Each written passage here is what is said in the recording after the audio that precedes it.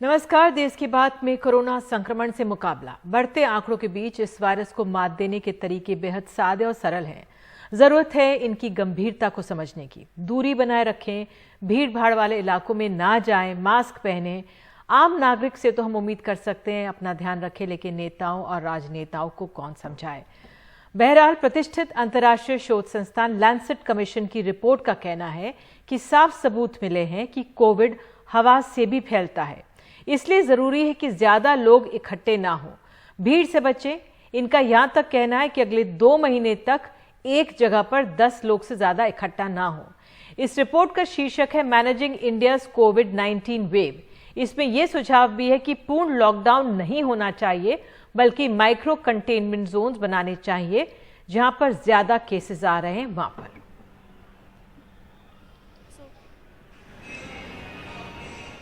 तो भोपाल, वाराणसी, लखनऊ की तस्वीरें बेहद तकलीफदेह हैं जो हम आपको दिखाने जा रहे हैं।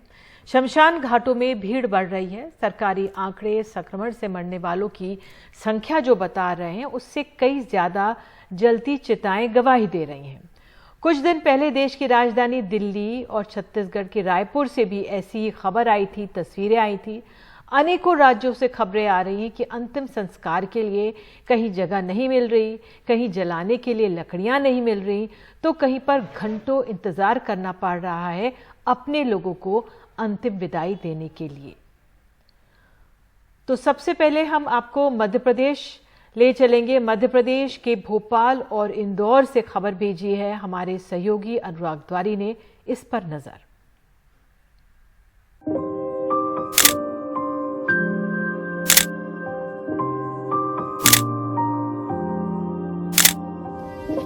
एक दो नहीं, कम से कम 40 चिताएं। भोपाल के भदभदा विश्राम घाट की ये सुलगती तस्वीरें भोपाल के वरिष्ठ फोटोग्राफर संजीव गुप्ता ने उतारी हैं। सब की सब कोरोना संक्रमितों की। शमशानों में हालात ऐसे हैं कि अब जगह कम पड़ गई है, लकड़ियां खत्म होने को है। लकड़ियां जमाते दाह संस्कार करने वालों के हाथों में छाले पड़ चुके हैं और शवों के लिए अंतिम संस्कार के लिए घंटों इंतजार करना पड़ रहा है। गुरुवार को भोपाल में 112 कोरोना संक्रमितों का अंतिम संस्कार हुआ। भदभदा में 72, सुभाष नगर शमशान में 30 दाह संस्कार हुए और झदा कब्रिस्तान में 10 शवों को दफन किया गया। लेकिन सरकारी आंकड़ों में भोपाल में सिर्फ 4 मौतें दर्ज की गईं, पूरे मध्य प्रदेश में सिर्फ 53। पिछले 5 दिनों में 356 संक्रमितों का अंतिम संस्कार भोपाल में हुआ, लेकिन सरकारी आंकड़ों में इनकी संख्या सिर्फ 21 ही बताई गई। मध्य प्रदेश की आर्थिक राजधानी इंदौर में भी शमशान गवाही देने लगे हैं। अप्रैल के मात्र 15 दिनों में पंचकुइया मुक्तिधाम में कोविड से 115 शव पहुंचे। मुरादाबाद कब्रिस्तान में 70 जनाजे पहुंच चुके हैं। हालात ये हैं कि शवों के अंतिम संस्कार के लिए टोकन दिए जा रहे हैं। किस तरीके का टोकन है ये? इस पर जलाया, इनको मनुष्य को जलाया ना बाबू जी। हाँ। जलाया तो इनके एक दूसरे के लाखों नहीं लेके जाएगा। हाँ। इनका आदमी इनको ही मिलना चाहिए, इसलिए टोकन नंबर दे रखा आपने। क्या वजह है कि आज जो परिजन बैठते हैं वहाँ पर भी आपको शवदाह करना पड़ रहा है? सर, स्थिति ऐसी आ गई कि जगह ही नहीं बची उधर भी। अब वो उधर भी सब संस्कार हो रहे थे, इधर भी खड़े थे, एक के पीछे एक खड़े हैं। तो अपनों ने इस जगह पे भी आज संस्कार कर दिए हैं और आज क्या है, करीब 3-4 दिन से कर रहे हैं हम इधर। लेकिन मंत्री जी कहते हैं वो कोई आंकड़े नहीं छिपा रहे। सरकार की कोई मंशा नहीं है कि किसी भी तरह की मृत्यु के आंकड़े को छुपाया जाए और वो छुपा के किसी तरह का हमें कोई अवार्ड नहीं मिलने वाला, ऐसा कहीं भी कोई मंशा नहीं है। खैर मंत्री जी, विपक्ष तो छोड़िए, मीडिया तो छोड़िए, सरकार की बात से खुद पूर्व स्वास्थ्य मंत्री और बीजेपी के वरिष्ठ नेता अजय बिश्नोई तक इत्तेफाक नहीं रखते। मौत के जो आंकड़े अखबार में रोज जिला प्रशासन की तरफ से दिए जाते हैं और छपते हैं, उसमें और जो यहाँ पर शमशान घाट निर्धारित है ऐसे मरीजों के फ्यूनरल के लिए, वहाँ पे होने वाले फ्यूनरल से वो नंबर मिलता नहीं है, वो नंबर कई गुना ज़्यादा होता है। मेरा उसमें कहना था कि यदि हम वास्तव में सच सामने लोगों के लेके आएंगे तो लोगों को भय भी होगा और भय के कारण वो सावधान भी होंगे और सावधान होने के कारण हम कोरोना से बच पाएंगे। अब सरकार ही बता दे कि अगर आंकड़े गलत हैं तो कोविड शमशानों में शव किसके हैं। जनता से भी अपील है, ये तस्वीरें बेहद भयावह हैं, इसलिए कम से कम अब संभल जाइए।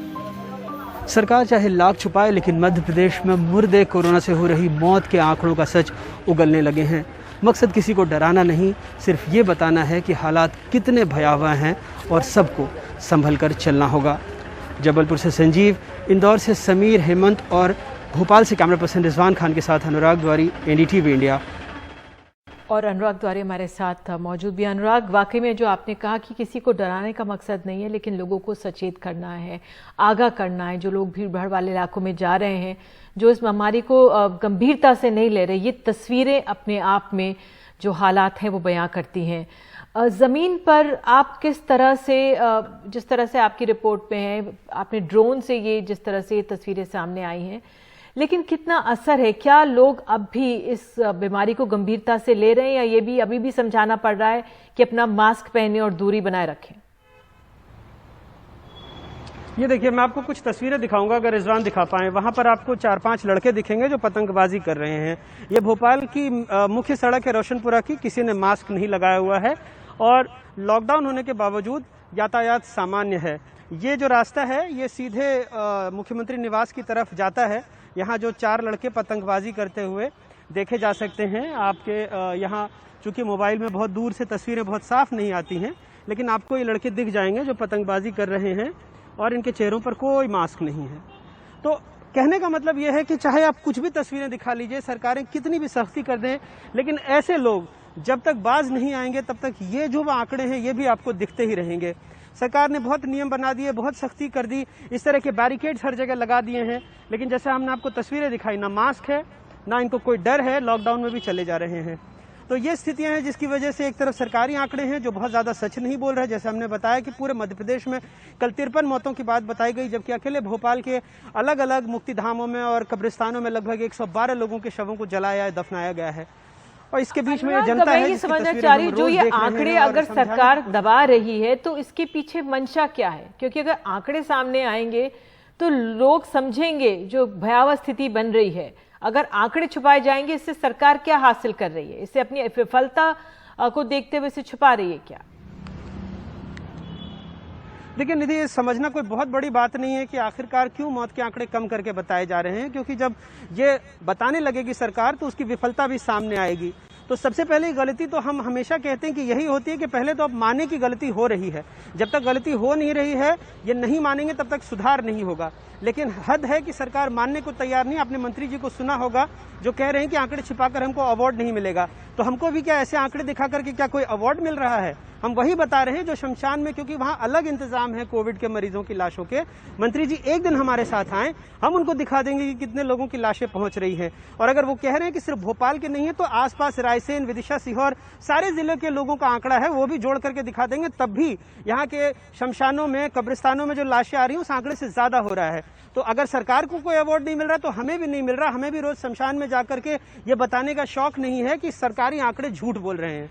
बिल्कुल अनुराग, आपने तस्वीरें दिखाई। हमारा कर्तव्य है कि हम लोगों को आगाह करें इस बीमारी से और अपने आप को बचाव करने के लिए। और ये सिर्फ मध्य प्रदेश की आंकड़े ऐसे नहीं है जब छुपाए जा रहे हैं। तमाम राज्यों से जो रुख है सरकारों का वो यही है कि आंकड़ों को छुपाया जा सके। और जब बड़ी बड़ी राजनीतिक रैलियां होती हैं तो उस पर हम बिल्कुल क्या कह सकते हैं। बहरहाल आपको वाराणसी ले चलते हैं। वाराणसी ने ऐसा मंजर यहाँ पर कभी नहीं देखा होगा। जाने वालों के परिजनों को अंतिम संस्कार के लिए पहले कभी इतना नहीं जूझना पड़ा होगा। वाराणसी के हरिश्चंद्र और मणिकर्णिका घाट पर शवों के अंतिम संस्कार के लिए ऐसा इंतजार नहीं देखा गया। अजय सिंह की रिपोर्ट देखिए। वाराणसी के हरिश्चंद्र घाट पर चिताओं का अंतहीन सिलसिला नजर आ रहा है। एक शव के खाक होने से पहले ही बगल में नई चिता से लपटें दिखाई देने लगती हैं। आलम यह है कि शवों के लिए लकड़ियां तक खत्म हो गई हैं। लकड़ी नहीं मिल रही, हम लोगों को मजबूरी में हरा लकड़ी ले करके जलाना पड़ा। 4 घंटा 6 घंटा से हम लोग यहाँ वेट कर रहे हैं घाट पर। जगह नहीं मिल रहा है, लकड़ी नहीं मिल रही, बहुत ही समस्या है। लेकिन कैसे कैसे बड़ा हाथ गोड़ जोड़ने मिन्नत करने के बाद तो लकड़ियाँ मिली है। तो वो दाह संस्कार वाला भी है, बिजली वाला भी लाइन लगी हुई है। इतनी ज़्यादा डेड बॉडी है कि वेटिंग चल रहा है। उसमें आप नंबर लगाने जाएंगे तो 10 घंटा लग जाएगा आपको जलते जलते। 12-15 बॉडियाँ भी पड़ी हुई है वहाँ पे। हरिश्चंद्र घाट पर शव जलाने के लिए बिजली शवदाह गृह और लकड़ी का इस्तेमाल होता है, लेकिन दोनों जगहों पर शवों की लंबी कतार है। एक शव के अंतिम संस्कार के लिए कम से कम 7 से 8 घंटे का इंतजार करना पड़ रहा है। ऐसा भयावह मंजर इससे पहले यहाँ किसी ने नहीं देखा। लाइफ में आज हमारी 48 साल अवस्था हो गई। लाइफ में ऐसा दृश्य भयावह हमने कभी नहीं देखा है। सोचा भी नहीं था कि एक साथ 20-22 डेड बॉडी जल रही हैं, 15-20 लाइन में हैं, जो कि इसके बाद 10-15 ठो आपके जो इसमें लगी हुई हैं इलेक्ट्रिक वाले पे, ये पोजीशन है। तो क्या सभी कोरोना की बॉडी है? मोर देन 65%, मोर देन 65% वही है, 65 ना 80%। 2-4 नॉर्मल मृत्यु हैं और सब यंग एज के लोग हैं। मणिकर्णिका घाट पर भी शवों की लंबी कतार है और शव लेकर आए परिजनों को अपने बारी आने का इंतजार है। सुबह का ये आए हुए हैं, 5 से 6 घंटे हो गए हैं और काफ़ी शवों का जो जमावड़ा लगा हुआ है तो काफ़ी दिक्कतें हो रही हैं और आम पब्लिक को भी यहाँ पे दिक्कतें हो रही हैं।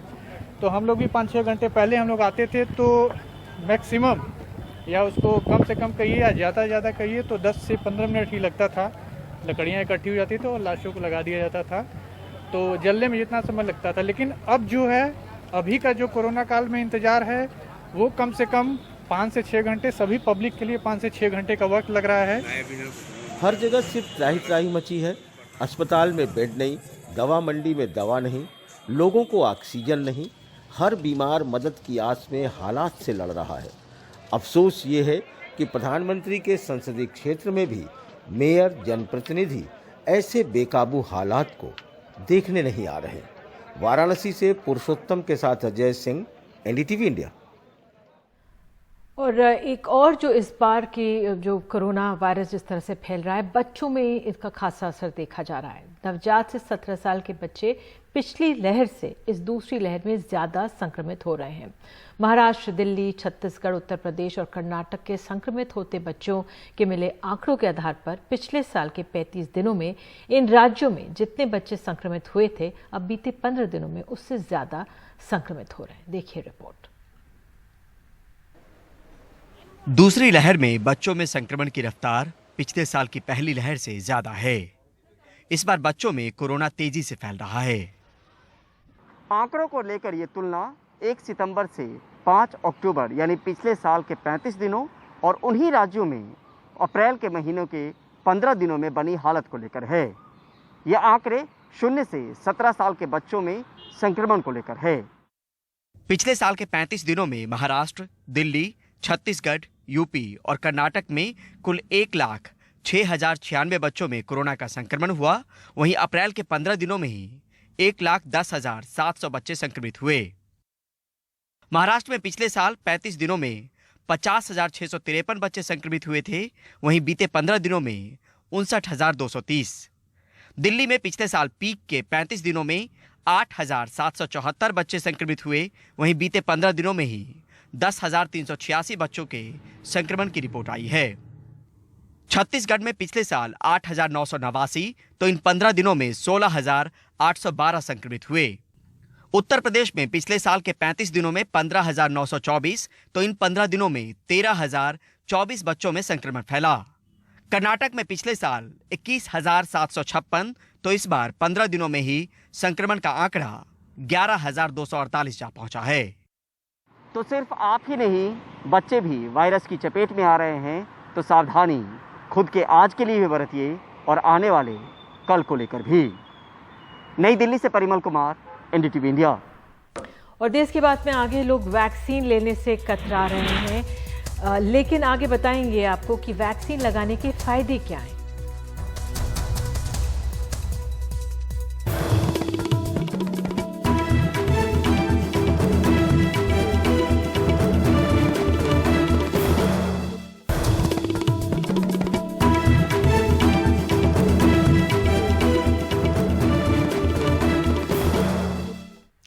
ये आम सवाल है कि क्या टीका लगाने के बाद भी कोरोना हो सकता है। जानकार बताते हैं कि हो सकता है, लेकिन ऐसा हुआ भी तो शरीर पर इसका ज्यादा असर नहीं होगा और आप जल्द ही ठीक भी हो जाएंगे।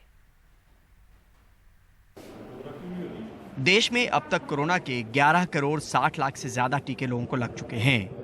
इनमें से कुछ ऐसे भी लोग हैं जिन्हें टीका लेने के बाद कोरोना हो गया, लेकिन कोरोना उनका कुछ बिगाड़ नहीं सका। जब तक मैं बीमार रहा, मेरे को केवल हल्का जुकाम, बुखार ही रहा। मुझे शरीर में कोई दर्द नहीं हुआ और कोई खांसी नहीं हुआ। मेरा चेस्ट सीटी स्कैन नॉर्मल था और मेरे फेफड़ों तक कोरोना संक्रमण नहीं पहुंचा था। 7 दिन बीमारी के उपरांत मेरा RT-PCR टेस्ट नेगेटिव आया और मैं कोरोना संक्रमण से मुक्त हो गया। लोगों का अनुभव बताता है कि टीका लेने के बाद कोरोना हुआ तो शरीर पर ज्यादा असर नहीं छोड़ा। मेरा अपना एक्सपीरियंस ऐसा रहा है कि वैक्सीनेशन लेने के बाद जो कोरोना हुआ मुझे वो बहुत ही हल्का फुल्का रहा। मैं बिल्कुल ठीक हो गई, मेरे को कोई तकलीफ नहीं हुई। मेरे को जो सीटी में भी, लंग में भी जो चेंजेस हुए थे वो बहुत ही माइल्ड थे। ऑक्सफोर्ड वैक्सीन ग्रुप के शोध के मुताबिक कोविशील्ड की पहली डोज लेने के 22वें दिन से 90 दिन तक ये टीका 76% कोरोना से बचाव करता है। 6 हफ्तों में 2 डोज लेने पर 55.1% कोरोना से बचाव करता है और 12 हफ्ते में लेने पर 81.3% कोरोना से सुरक्षा करता है। दोनों टीके लेने के बाद संक्रमित होने वालों को लेकर ये बात कुछ लोगों के अनुभव तक ही नहीं सिमटी। दिल्ली के गंगाराम अस्पताल के 37 डॉक्टर दोनों डोज लगने के बाद संक्रमित हुए। महज 5 डॉक्टर पुरानी बीमारी की वजह से अस्पताल में एहतियातन दाखिल हुए, पर इन 5 को भी अब छुट्टी मिल चुकी है और किसी पर कोरोना ज्यादा असर नहीं छोड़ पाया। वहीं मुंबई में मार्च में अलग अलग अस्पतालों के 10 स्वास्थ्यकर्मी संक्रमित हुए, जल्द ही सब ठीक हो गए। लखनऊ के किंग जॉर्ज के डॉक्टर विपिन पुरी भी जल्द ही स्वस्थ हो गए और वायरस ज्यादा परेशान नहीं कर पाया। टीका लेने पर भी अगर कोरोना हुआ तो लक्षण बहुत मामूली होंगे और इतना ही नहीं, आमतौर पर न अस्पताल में दाखिल करने की नौबत आएगी और न ही आपकी जान पर बनाएगी। नई दिल्ली से परिमल कुमार, NDTV इंडिया। देश की बात में आगे बढ़ते कोरोना संक्रमण का असर किसान आंदोलन पर कितना पड़ सकता है।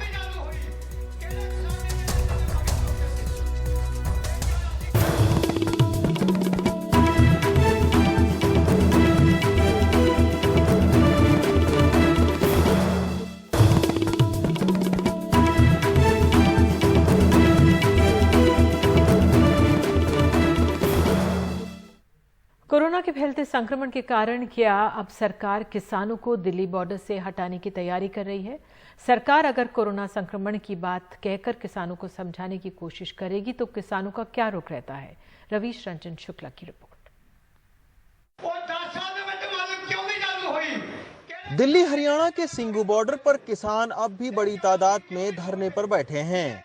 भारत में भले ही 2 लाख रोज कोरोना के केस आ रहे हों, लेकिन सिंघू बॉर्डर के धरना स्थल पर बैठे ज्यादातर किसानों के चेहरे पर मास्क नहीं दिख रहा है। दिल्ली में तेजी से बढ़ रहे कोरोना के मामले से यहां भी कोरोना संक्रमण का खतरा बढ़ गया है, लेकिन किसान नेताओं का कहना है कि कोरोना से बड़ा खतरा कृषि कानून है। ऑलरेडी हमने प्रिकॉशनरी मेजर लिए हुए हैं, लोगों को बोलेंगे भी कि मास्क भी लगाएं, वैक्सीनेशन कराएं, दूरी रखें। अगर किसी के सिम्टम है तो वो थोड़ा उसका ध्यान रखा जाए। लेकिन अभी तक सच बात बोल रहा हूँ, हमें कोई ऐसा केस अभी तक नहीं मिला अपने धरने में जिसके लक्षण जो है, जिसके सिम्टम जो है कोरोना जैसे। हालांकि हरियाणा सरकार ने साफ किया है कि किसानों को बलपूर्वक नहीं बल्कि कोरोना संक्रमण को देखते हुए आंदोलन को थोड़े वक्त के लिए स्थगित करने की अपील मुख्यमंत्री ने की है। आंदोलन को बलपूर्वक हटाने पर कोई चर्चा भी नहीं हुई है। मुख्यमंत्री जी ने केवल किसानों से अपील की है कि बढ़ते हुए कोरोना को देखते हुए वो अपना जो आंदोलन है वो स्थगित कर दें, और उन्होंने यहाँ तक कहा कि जब कोरोना ख़त्म हो जाए वो दोबारा आ जाए। इसके अलावा कोई बात नहीं की गई, कहीं पर कोई चर्चा नहीं हुई। हालांकि सिंघू बॉर्डर पर किसानों के अपने क्लिनिक चल रहे हैं। कुछ किसानों को वैक्सीन भी दी गई है, लेकिन ये महामारी अगर सिंघू या टीकरी बॉर्डर तक पहुंच गई तो सरकार या किसान नेताओं के पास इलाज का कोई पुख्ता इंतजाम नहीं है। इसमें खतरा जितना बंगाल में है, जितना कुंभ के मेले पे है, उससे शायद कम है, क्योंकि यहाँ उतने लोग नहीं हैं। और इनमें से बहुत सारे लोग जो अभी है, हम काफ़ी देर से कोशिश कर रहे थे, वो जिसको हम कोविड अप्रोप्रिएट बिहेवियर है, एक्सेप्ट फॉर सोशल डिस्टेंसिंग, उन्होंने मास्क पहनना शुरू कर दिया है। और आपको हैरानी होगी कि 50% लोगों का हम टीकाकरण करा चुके हैं। बीते 22 जनवरी के बाद किसानों से कोई बातचीत नहीं हुई है। ऐसे में किसान मौसम की मार और सरकार की बेरुखी के अलावा तेजी से फैलते कोरोना संक्रमण जैसे नए खतरे को भी झेलने पर मजबूर हैं। किसान का ये कहना है कि कोरोना से बड़ा जो संकट है, कोरोना से जो बड़ा खतरा है वो कृषि कानून है, और इसी के वजह से जब तक कृषि कानून नहीं वापस होता है तब तक वो सिंघू और टिकरी बॉर्डर पर जमे रहेंगे। सरकार इस समस्या का क्या हल निकालती है और इन किसानों को कैसे कोरोना के संक्रमण से बचाती है, लेकिन फिलहाल कोरोना के वजह से ये किसान सिंघू बॉर्डर या टिकरी बॉर्डर से उठने को तैयार रहे हैं। सिंघू बॉर्डर से संजय कौशिक के साथ रवीश रंजन शुक्ला, एनडीटीवी इंडिया। और देश की बात में आगे है, आईसीएसई बोर्ड की परीक्षाएं भी अब टल गई हैं, तो अब एनडीए की परीक्षा टालने की उठ रही है मांग।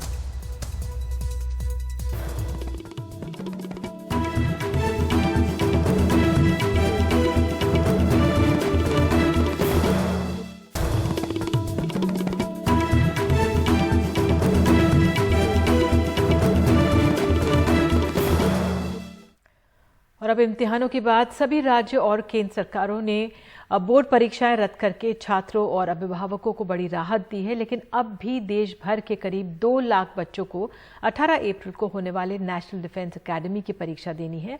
छात्र और अभिभावक यूपीएससी से परीक्षाएं टालने की मांग कर रहे हैं। सौरभ शुक्ला की report. Social media postpone NDA जैसे संदेशों से भरा पड़ा है। फूल कुमार नाम का ये छात्र ट्विटर पर लिख रहा है कि उसे कोविड हो गया है और ऐसे में वो अगर एनडीए की परीक्षा देने आए तो उनसे दूसरों को संक्रमण हो सकता है और नहीं आए तो उनका साल बर्बाद होगा। दिल्ली के मालवीय नगर में रहने वाले अंकित महापात्रा कहते हैं इन हालात में परीक्षा देने गए तो उन्हें कोरोना हो सकता है। सर डर तो लग रहा है क्योंकि केसेस बढ़ रहे हैं और बेड्स तो अवेलेबल है नहीं जो कि न्यूज़ में दिखा रहे हैं, और प्लस और जो लोगों के केसेस बढ़ रहे हैं उनके वैसे उनके फैमिली और उनके सारे रिलेटिव भी हो रहे इन्फेक्टेड, तो हमें डर है कि हर चीज़ में कि खतरा है अभी फ़िलहाल जाने से ही। I am from Agra. मैं एनडीए एनए 2021 का एस्पिरेंट हूँ और मेरा सेंटर दिल्ली में है जो कि कोरोना से बहुत ज़्यादा प्रभावित है, और दोनों ही शहरों में आगरा में और दिल्ली में इस समय लॉकडाउन लगा हुआ है, तो मेरा दिल्ली जाना बहुत ही कठिन है। हो सकता है मैं दिल्ली पहुंच भी ना पाऊं और ये मेरा एनडीए का लास्ट अटेम्प्ट है, और अगर मैं दिल्ली पहुंच भी गया तो ये मेरे परिवार के लिए और मेरे लिए बहुत ज्यादा घातक साबित हो सकता है। अभिभावक भी डरे हुए हैं। हम तो परेशान हैं सर, हम सोच रहे हैं मेरा छोटा बेटा है, हाँ उनको भी कुछ ना हो जाए। हम तो बाहर जाते बेसिकली, बच्चे तो बहुत मेहनत कर रहे थे, लेकिन हम चाहते थे पहले हो। अभी तो हमारा जो सिचुएशन देख के ना हमको सारे पेरेंट्स बोलना चाहिए जे नहीं, हमको बिल्कुल नहीं चाहिए, अभी हम रिस्क नहीं लेना चाहते। शिक्षक भी सरकार से मांग कर रहे हैं कि ये परीक्षाएं टाली जाएं, क्योंकि लगभग हर घर या फिर आस पड़ोस में कोरोना के एक्टिव मामले हैं। इस वक्त जब हर घर में कोई ना कोई कोरोना से संक्रमित है, यूपीएससी बच्चों को वहां बुला के क्या हर सेंटर को हॉटस्पॉट बनाना चाहती है? अभी कहीं तो सरकार कर्फ्यू लगा रही है और अभी सीबीएसई की परीक्षा रद्द की है, तो क्यों नहीं सरकार एक इंस्ट्रक्शन इशू कर देती है कि मई तक जो भी परीक्षाएं होनी है वो कोई भी एजेंसी कर रही है वो सारी रद्द रहेंगी। ये परीक्षा यूनियन पब्लिक सर्विस कमीशन कराता है, जिसने अब तक इसे टालने का फैसला नहीं लिया है। अब बच्चे भी इस पशोपेश और कश्मकश में हैं कि एग्ज़ाम होगा या नहीं होगा, और जो मानसिक दबाव है वो 12th के बोर्ड एग्ज़ाम्स का भी है जो होने वाले हैं, वो एनडीए का एग्ज़ाम भी देना है, और ऊपर से कोरोना का डर। तो इस समय खासकर अच्छी खासी मार इन बच्चों पर पड़ रही। सहयोगी करण पात्रा के साथ नई दिल्ली से सौरभ शुक्ला, एनडीटीवी इंडिया।